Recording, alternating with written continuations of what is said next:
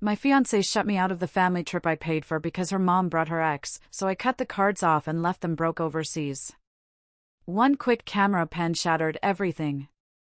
I saw him, her ex, smiling across a table in Italy, on a trip I'd paid for, a trip I wasn't even supposed to know he was on. That's when I realized the woman I loved was a stranger. I was just sitting there, alone in my Austin apartment, staring at the screen. The air felt heavy, suddenly cold, like someone had just opened a window to a winter storm inside my chest. This story doesn't start with betrayal, it starts with me being an idiot who thought generosity and trust were the same thing. My name is Nathan. I'm 34, an architect here in Austin. I'm not rich, but I'm comfortable because I've always been careful with money, the kind of guy who maxes out his retirement and actually reads credit card terms. 3 years ago, I met Chloe at a friend's wedding. She was a bridesmaid, I was at the singles table, and honestly, she was the most beautiful woman I'd ever talked to. She just lit up the room without even trying. 2 weeks later, we were dating. By month 6, I knew she was it. The person who made me want to build a future, not just a career. She moved into my apartment after a year. We adopted a cat, talked about kids, where we'd retire, all the normal things couples do when they're planning forever. Last March, I proposed at this little Italian restaurant downtown. Got down on one knee, right there between the tables. She said yes before I even finished asking.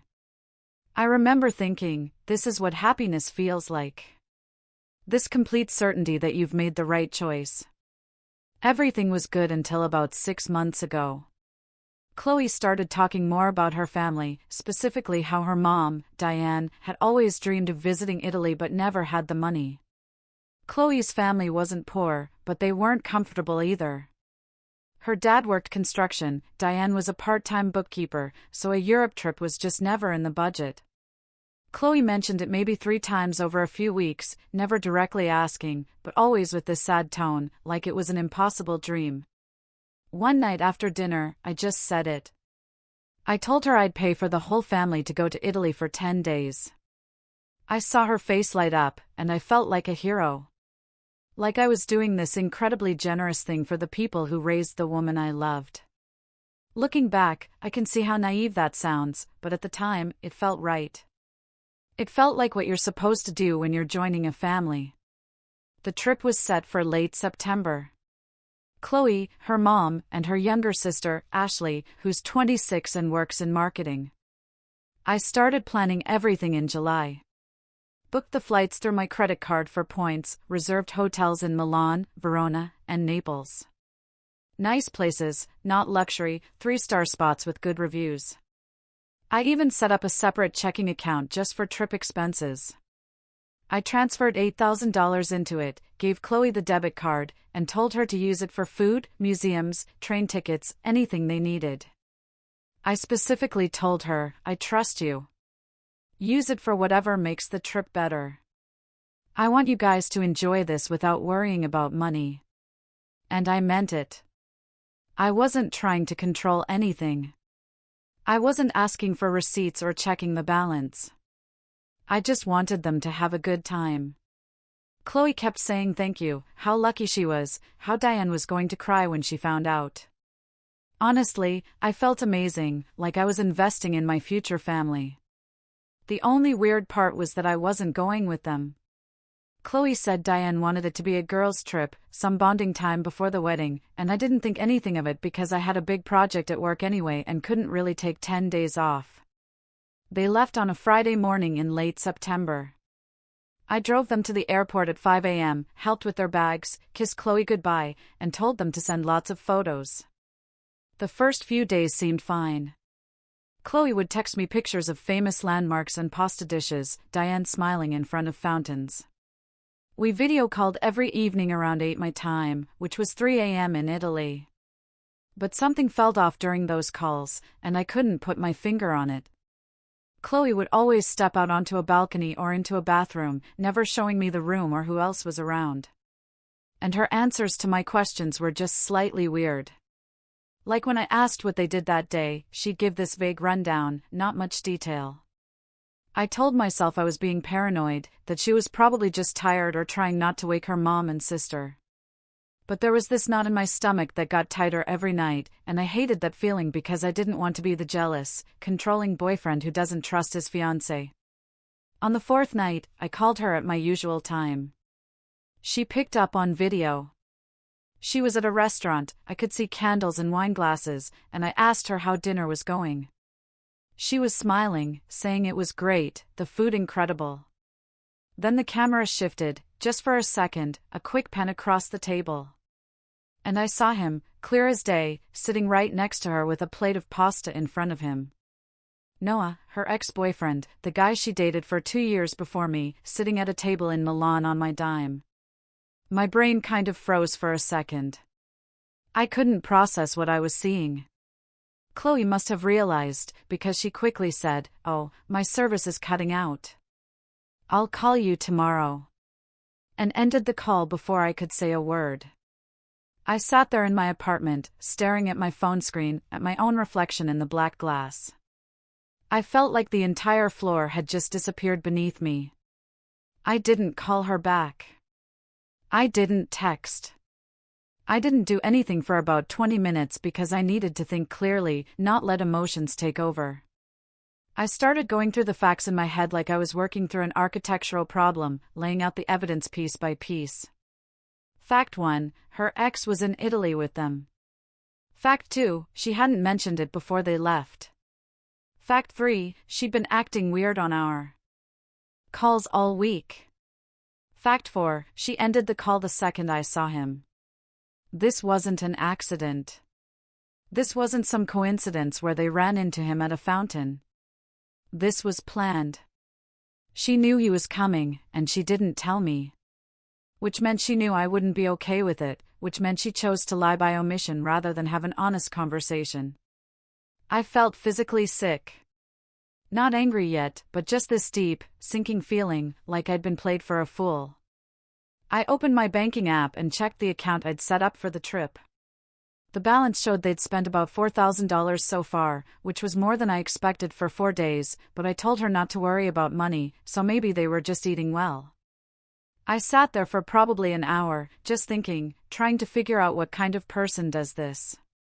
What kind of person takes their ex on a trip their fiancé paid for and thinks that's somehow acceptable? The rage came later. But in that moment, I just felt hollow, like someone had reached into my chest and removed something essential, something I didn't know I could live without until it was gone. I didn't sleep that night. I just sat on my couch in the dark, replaying that video call in my head, seeing Noah's face next to hers, seeing the wine glasses and the casual way they were sitting together, like it was completely normal. By 3 a.m., I'd made my decision. It wasn't based on emotion. It was based on a simple principle I should have never forgotten: my money comes with the assumption of honesty. The second that's gone, the money should be gone, too. I wasn't going to strand them in Europe. I'm not that kind of person. The flights home were already paid for, and the hotels were prepaid through booking confirmations. They had a roof over their heads and a way back to Austin. But everything else, every meal, museum ticket, and train ride they wanted to take, that was coming out of their own pockets now. Because I was done funding whatever this trip had actually become. At 6 a.m. Austin time, I logged into my bank account and froze the debit card I'd given Chloe. Then I transferred the remaining $4,000 back into my main account. It took maybe 90 seconds total, and when it was done, I felt this strange calm. Not satisfaction, exactly, but clarity. Like I'd finally stopped being a passive participant in my own life. The call came about 4 hours later. It was early afternoon in Italy, and my phone started buzzing with Chloe's name. I almost didn't answer, but I knew I had to face this eventually. So I picked up, and immediately heard yelling. Not even a hello, just straight into, "What the hell did you do? The card isn't working. We're stuck at a restaurant and the card got declined." Her voice was high and panicked, and I could hear Diane saying something sharp in the background, but I couldn't make out the words. I kept my voice level and said, "The card's frozen. The account is closed. You have enough to get home, but that's it." There was this pause, like she couldn't believe what she was hearing. Then she started crying. Not sad crying, but angry crying, telling me I was being cruel and controlling. How could I do this to her family, to Diane, who'd been dreaming about this trip her whole life? I let her finish, then I asked the only question that mattered. I said, was Noah invited or did he just show up? The line went quiet for a few seconds before she said Diane had invited him because he'd always wanted to see Italy and it seemed mean to exclude him. That answer told me everything I needed to know. It meant this wasn't some last-minute thing. Diane had planned this probably weeks ago, and Chloe had gone along with it without saying a word to me. I asked her when she found out, and she admitted she'd known for about 2 weeks before the trip. She said Diane had told her, and she didn't know how to bring it up to me because she knew I'd be upset. She kept saying it didn't mean anything, he's just a friend now. Diane thought it would be nice for him. I remember thinking how insulting it was that she thought I'd believe that she thought I was stupid enough to think her ex-boyfriend just happened to be a charity case her mom wanted to include on a romantic trip through Italy. I told her, you had 2 weeks to tell me, and you chose not to. You chose to let me find out by accident, and that tells me exactly how much you respect me. She started arguing that I was being unfair, that Diane had put her in an impossible position, that she couldn't say no to her own mother. But here's the thing about impossible positions, they're only impossible if you're not willing to make a choice. And Chloe had made hers. She'd chosen her mom's comfort over my trust. And now she was mad that there were consequences.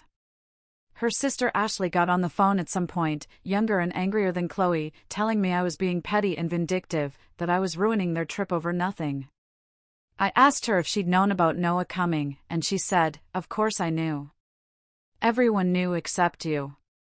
Like I was the idiot who wasn't supposed to be in on the family secret. That hurt worse than anything Chloe had said because it meant all 3 of them had sat around discussing this, probably laughing about how clueless I was, how easy it was to spend my money while lying to my face.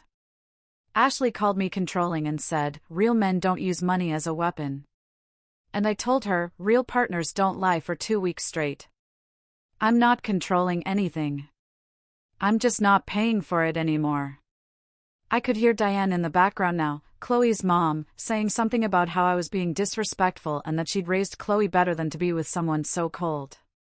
The irony of her calling me disrespectful while she was the one who'd invited my fiancé's ex on a trip I funded wasn't lost on me, but I didn't bother pointing it out because these weren't people who were going to suddenly see reason. Chloe got back on the phone, and her voice had changed. It wasn't angry anymore, but pleading. She said, please, baby, I'm sorry. I should have told you. Just unfreeze the card and we'll talk about this when I get home. Part of me wanted to give in, because I'd loved this woman for 3 years, and hearing her cry made my chest physically hurt. But a bigger part of me knew that if I backed down now, I'd be teaching her that lying works as long as you apologize after you get caught. I told her the decision was final. They had everything they needed to get home safely, and we'd talk when she was back in Austin. She asked what that meant, if I was breaking up with her, and I honestly didn't know the answer yet, so I just said, I don't know what this means. I just know I'm done pretending this is okay. Before she could respond, I hung up and put my phone face down on the table because I knew the calls and texts were going to keep coming, and I needed space to think. When I finally checked it a few hours later, there were over 50 messages. From Chloe, apologizing and explaining and begging.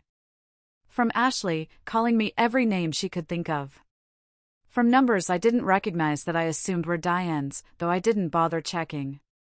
I spent that whole day in my apartment, just sitting with what had happened, trying to figure out how I'd missed the signs that Chloe wasn't the person I thought she was. The thing that kept coming back to me wasn't even about Noah being there. It was about the lying, about how easy it had been for her to look me in the eye every day for 2 weeks, knowing what was coming and not saying anything. That's not a mistake. That's not a moment of weakness. That's a character trait. And if she could lie about this, she could lie about anything. I thought about all the times she'd stepped away during our video calls. How she'd never shown me who else was in the room. How she kept her answers vague, like she was trying not to slip up. She'd been managing me, feeding me just enough information to keep me happy while hiding the truth. And that realization made me feel like I'd been dating a stranger. My brother called that evening after Chloe apparently reached out to him. He asked me what was going on in this careful voice, like he was talking to someone on a ledge. I told him the whole story, and he was quiet for a minute before saying, "Man, that's messed up, but are you sure freezing the card was the right move?" I asked him what he would have done, and he admitted he didn't know, but said it felt extreme. Everyone wanted to tell me I'd gone too far, that I should have just had a conversation. But none of them seemed to understand that the conversation was supposed to happen before the lying, not after. I didn't cut off the card to punish Chloe. I cut it off because continuing to pay for that trip would have meant accepting what she'd done. And I wasn't going to do that. The money wasn't the point. The money had never been the point. It was about drawing a line and saying, "This is where my generosity ends and my self-respect begins." That night, I lay in bed staring at the ceiling, and I realized something that genuinely scared me. I realized that if I took her back without real consequences, this would be my marriage. A relationship where she made decisions behind my back and apologized only when she got caught. I thought about being 45 with kids and a mortgage, and finding out she'd been hiding things for years, bigger things than an ex-boyfriend on vacation, and I knew I couldn't let this go just because confronting it was uncomfortable. She'd chosen to protect her mom's feelings over our relationship, and that told me everything about where I ranked in her priorities. They got back to Austin 5 days later, and I knew because Chloe text messaged me from the airport asking if I'd come pick them up. I didn't respond because the answer was obviously no, and I figured silence said that clearly enough. She called twice, and I let it go to voicemail. When I finally listened to the messages, she sounded exhausted and defeated, saying they'd taken an Uber and that she wanted to talk as soon as possible. I'd spent those 5 days preparing for this conversation, not rehearsing lines, but getting myself into the right headspace, reminding myself that love doesn't mean accepting disrespect, and that sometimes the hardest thing and the right thing are the same thing. She showed up at my apartment the next morning. She still had her key, so she let herself in. I was sitting on the couch with coffee when she walked into the living room. She looked terrible, tired and pale, like she'd been crying for days. And my first instinct was to comfort her, because that's what 3 years of loving someone does to you. But I stayed seated and asked her to say what she came to say. She sat down across from me and started apologizing, telling me she knew she'd messed up and that she should have told me about Noah from the beginning. She said Diane had sprung it on her 2 weeks before the trip, that Noah had apparently been talking about wanting to visit Italy and Diane thought it would be nice to include him since he'd always been good to their family. Chloe said she panicked and didn't know how to tell me because she knew I'd either be hurt or try to stop the trip entirely. And she convinced herself it would be easier to just let it happen and deal with the fallout later. I asked her if she understood why that was worse, why choosing to hide it was worse than the actual situation. And she nodded and said she did now, but at the time she was just trying to keep everyone happy. That phrase, trying to keep everyone happy, that's what made me realize this wasn't fixable, because she'd included everyone in that equation except me. I told her, "You weren't trying to keep me happy. You were trying to keep me ignorant. There's a difference." And she started crying again, saying she loved me and that this didn't change anything between us. But it changed everything between us. Because I'd spent 3 years thinking I was with someone who valued honesty. And it turned out I was with someone who valued avoiding conflict more. I asked her about Noah, about what he was doing there beyond just tagging along. And she swore nothing happened between them, that he slept in a separate room and they barely talked except at group dinners. I told her I actually believed that, because this wasn't about whether she cheated. It was about whether she respected me enough to include me in decisions that affected our relationship. She kept saying Diane had put her in an impossible position. That if she'd said no to Noah coming, her mom would have been hurt and angry. I looked at her and said, "So, you chose your mom's comfort over my trust, and now you're surprised that has consequences?" She didn't have an answer for that. She just sat there crying and asking what she could do to fix this. I'd been thinking about that question for days. And I'd realized there wasn't anything she could do, because the problem wasn't a mistake. It was her instinct when faced with a difficult choice. Her instinct was to lie and smooth things over and hope for the best. That's not something you fix with an apology. That's something fundamental about how a person operates. I told her I needed time, that I wasn't making any permanent decisions right then, but that I couldn't just go back to normal like nothing happened. She asked if I wanted her to move out, and I said yes, at least temporarily, because I needed space to think without her physically being in my apartment. She looked devastated and asked if this meant we were breaking up. And I told her, honestly, I don't know what this means yet, but I know that right now I don't trust you, and I don't know if that's something I can get back. She packed a bag that afternoon, took some clothes and toiletries, and the cat, because she'd always been closer to him anyway. When she left, she turned at the door and said, "I'm so sorry, Nathan. I never meant to hurt you."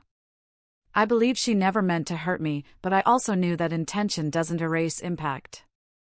And the impact of her choices was that I'd spent 2 weeks feeling like an idiot while funding a vacation that included her ex-boyfriend. The next few weeks were strange. We'd text occasionally, and she'd update me on where she was staying, which was with her sister. She'd ask if I was ready to talk yet. My friends were split on what I should do. Half thought I should forgive her because everyone makes mistakes and the relationship was otherwise good. The other half thought I should walk away because if she'd lie about this, she'd lie about anything.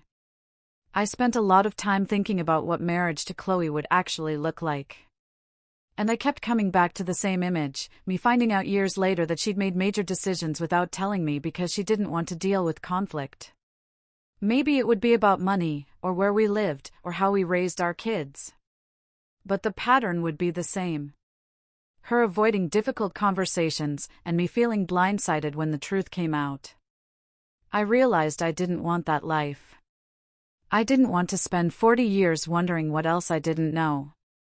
About a month after she moved out, I asked her to meet me for coffee. And I told her I couldn't do this anymore, that I loved her, but I didn't trust her, and I didn't see a path back to trusting her. She cried and asked if I was really going to throw away 3 years over one mistake. And I told her, it's not one mistake. It's a choice you made every single day for 2 weeks. Every time you looked at me and didn't tell me what was happening, you chose this outcome. She left that coffee shop, and I haven't spoken to her since, except through text about logistics, who keeps what furniture, that kind of thing. Her family thinks I'm cruel. I know that because Ashley posted something vague on social media about men who use money to control women. And I'm sure Chloe's told her version of the story where I'm the villain who abandoned her over nothing. But I'm okay with being the villain in someone else's story, because I know what actually happened. I know I gave her a chance to be honest, and she chose not to take it. 3 months later, I'm doing fine. I'm not dating anyone yet, but I'm not closed off to it either. Mostly, I just feel relieved that I figured out who Chloe really was before we got married, instead of after. People ask me if I regret how I handled it, if I wish I'd been less extreme. And honestly, no, I don't regret it, because that moment when I froze the card was the moment I decided my self-respect mattered more than keeping the peace. Chloe is not a bad person. She's just someone who prioritizes avoiding conflict over being honest. And that's fine for her, but it's not fine for me. I think about that video call sometimes, seeing Noah sitting there next to her. And I remember the feeling in my stomach, that drop of realization that I'd been lied to. That feeling taught me something important. It taught me that generosity without boundaries is just being a doormat. And that trust, once broken, doesn't heal just because someone says they're sorry. I'm not angry anymore. I'm just clear about what I deserve. And what I deserve is someone who tells me the truth even when it's uncomfortable, someone who includes me in decisions that affect us both.